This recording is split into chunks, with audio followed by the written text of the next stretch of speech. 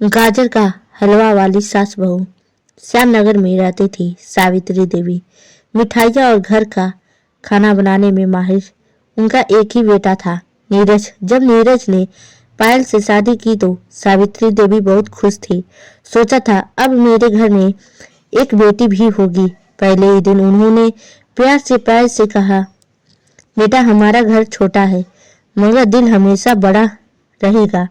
पायल शहरी थी, कॉलेज पढ़ी लिखी, तेज, आत्मनिर्भर और थोड़ा आधुनिक। सास बहू दोनों को एक दूसरे को समझने में समय लग रहा था। सर्दियों का मौसम आते ही सावित्री देवी की आदत थी सबसे पहले घर में गाजर का हलवा बने। वह लाल ताजा गाजरें लाती, खुद कद्दूकस करती, धीमे धीमे दूध पकाकर हलवे में वह खुशबू लाती जिसका स्वाद पूरी गली में मशहूर था। पायल बोली, मम्मी जी आज मैं हलवा बनाऊंगी। सावित्री देवी ने कहा, अरे नहीं, थक जाओगी बेटा, यह बड़ा लंबा काम होता है। पर पायल को खुद को साबित करना था।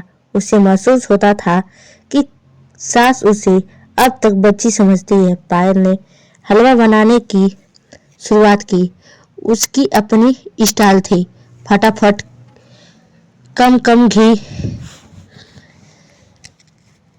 कम मिठाई और आधुनिक तरीके। लेकिन सावित्री देवी की रेसिपी थी धीमी आंच, धैर्य, प्यार और परंपरा वाली खुशबू। हलवा तैयार हुआ, सबने खाया, स्वाद अच्छा था पर वैसा नहीं जैसा सास के हाथों का। पड़ोसी कमला आंटी बोल उठी, अरे बहू ने अच्छा बनाया है पर सावित्री जी के हलवे जैसा तो नहीं है ना। पायल के दिल में चुभ गया। उसे लगा मैं चाहे जैसा कर लूं, मैं हमेशा उनसे कम ही रहूंगी। उस दिन से पायल ने सास से दूरी बढ़ा ली।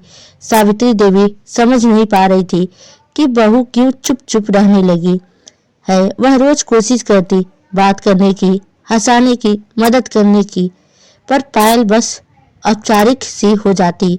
एक दिन उन्होंने कहा, बेटा क्या मैंने कुछ गलत कहा?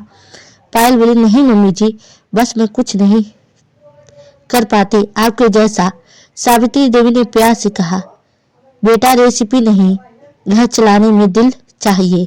तुम मेरा दिल हो। पायल ने सिर झुका लिया पर मन पूरी तरह साफ नहीं हुआ। एक दिन सावित्री देवी की तबीयत अचानक खराब हो गई। उन्हें तेज बुखार और हाथों में कमजोरी हो गई। डॉक्टर ने कहा उम्र का असर है, आराम चाहिए। पायल एकदम घबरा गई। पहली बार उसे एहसास हुआ कि जिस चीज को वह साधारण समझती थी वह सास की मेहनत और अनुभव का नतीजा था। उस दिन रात किचन में उसने एक एक काम सास की तरह करने की कोशिश की।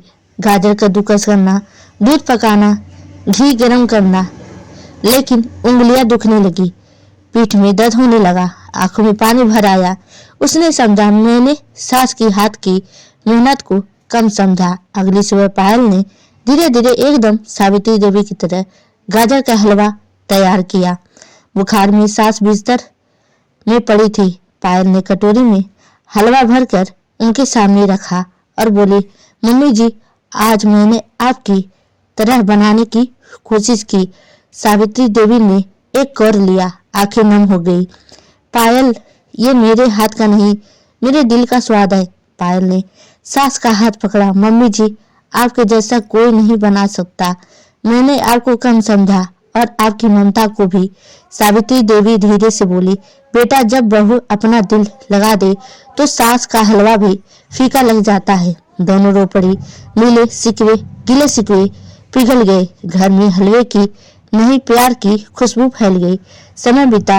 अब हर साल शादियों के मौसम में घर में 2 डिब्बे बनते, एक डिब्बा सास के हाथ का हलवा, एक बहू के हाथ का हलवा। दोनों डिब्बा पर लिखा होता ममता और समझदारी का स्वाद। मोहल्ले वाले कहते, अब तो बहू भी हलवा लाजवाब बनाती है। सावित्री देवी मुस्कुरा कर कहती, बहू नहीं मेरी बेटी बनाती है। और पायल गर्व से कहती, मम्मी जी मेरी पहली गुरु है। दोनों का प्यार हलवे की खुशबू से भी ज्यादा मीठा हो गया। सिर्फ घर स्वाद से नहीं दिल से चलता है।